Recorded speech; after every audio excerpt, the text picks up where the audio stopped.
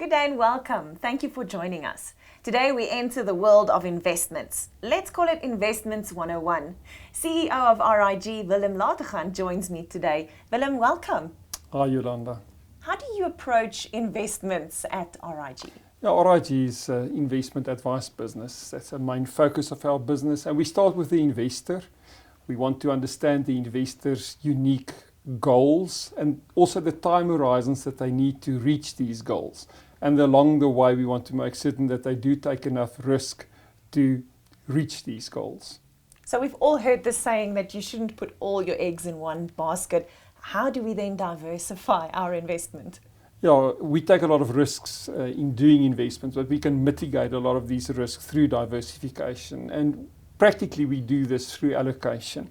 So there's three big allocation decisions that you need to make.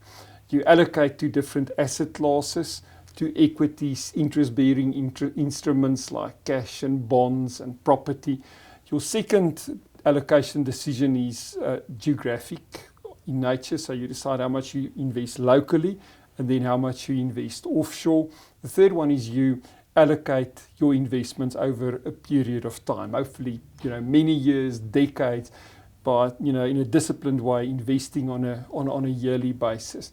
And then you need an allocation that will over time give you the opportunity to reach your goals. So what are some of the basic approaches to investment? Let's start with style, not fashion style, but value approach is a very well-known approach. Warren Buffett is known for that. Growth approaches like momentum approaches is well known. But the big debate and decision is mainly between following an active approach in investments or a passive approach. In an active approach, you believe in the fund manager's ability to create superior returns over time. You're willing to pay for that. In a passive approach, you're more pessimistic and you think most fund managers can't outperform the market, and then you just opt for the market return. So where must the investor mainly focus then? The investor must focus in the areas where we have control.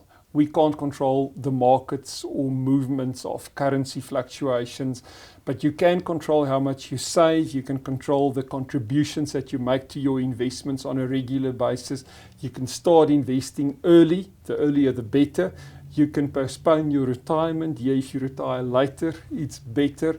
You can check your withdrawals in your retirement. You can manage cost of your investments. You can keep your eye on taxes and the impact of that on your investments. You can rebalance your investments in a disciplined way, bring it back to your long-term strategic asset allocation. Yeah, and you must make certain that you actually do take enough risks to give you a chance of actually reaching your planning goals. So what is the investor's biggest risks? Yeah, it's once again not the markets and the currency movements, it's actually inflation, that our money loses its purchasing power over time, longevity, that we actually live longer than we planned for. But the biggest risk is the behavior of the investor. I'm speaking to Willem Lategan, he's the CEO of RIG. Willem, what is your best advice?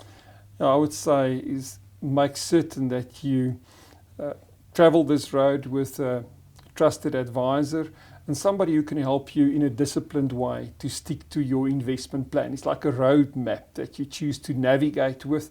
Your advisor must be professional, must be independent, and must take the time to understand who you are as an investor, must make certain that the advisor understands your unique goals as an investor, give you an asset allocation that gives you a likelihood of at least reaching your goals over time. And in something that's very dear to us at RIG is make certain that your moral values are aligned with actual underlying investments that you invested in.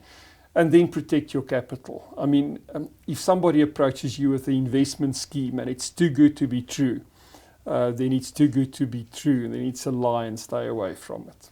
So Willem, how can people contact you? They can visit our website at rig.ac, and there they can access our YouTube channel with a lot of short videos in Afrikaans and English.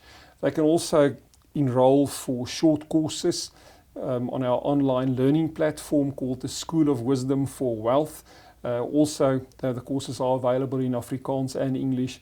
They can email us at info@rig.ac, or they can call us on 086 12 21 777. Thank you very much, Willem. I'm Yolanda Martins, and thank you for joining us today as we looked at Investments 101.